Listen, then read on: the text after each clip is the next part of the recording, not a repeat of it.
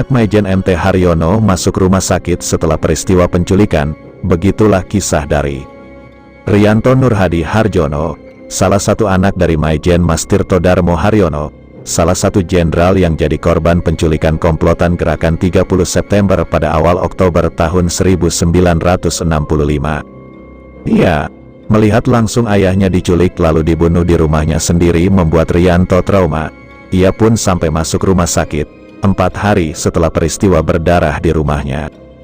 Saya trauma bahkan masuk rumah sakit selama 4 hari setelah peristiwa itu, kenang Riyanto Nurhadi, salah satu anak Letjen Anumerta MT Haryono seperti dikutip dari buku Aidit, Dua Wajah Dipa Nusantara yang disusun tim Tempo.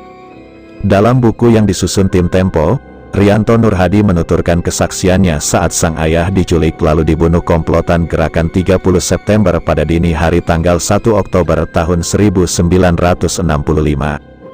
Ketika itu, menurut tim Tempo dalam buku yang disusunnya, Riyanto Nurhadi dipanggil Riri, baru 9 tahun. Saat subuh jahanam itu, Riri terbangun ketika mendengar tembakan menghantam kamar ayahnya.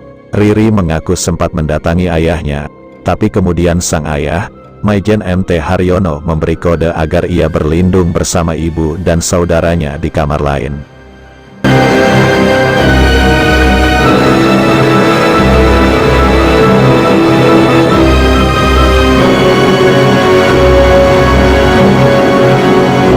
Selang beberapa menit, Riri melihat ayahnya telah terkapar bersimbah darah dan diseret ke atas truk.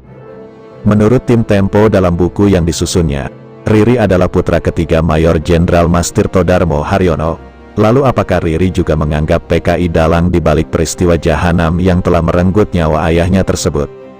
Riri mengakui peran politik PKI pada 1965 cukup besar, sehingga kelompok lain diantaranya TNI Angkatan Darat menjadi khawatir. Apalagi saat itu PKI hendak memaksakan sistem komunis di Indonesia. Inilah yang kemudian memicu perseteruan antara PKI dan TNI Angkatan Darat, kata Riri seperti dikutip dari buku Aidit, Dua Wajah Dipa Nusantara yang disusun tim Tempo. Menurut Riri, PKI di bawah pimpinan Aidit saat itu sangat kuat. PKI dan Aidit dekat dengan Presiden Soekarno, sehingga tidak mudah dilumpuhkan. Aidit sosok yang berambisi besar untuk berkuasa, ujar Riri.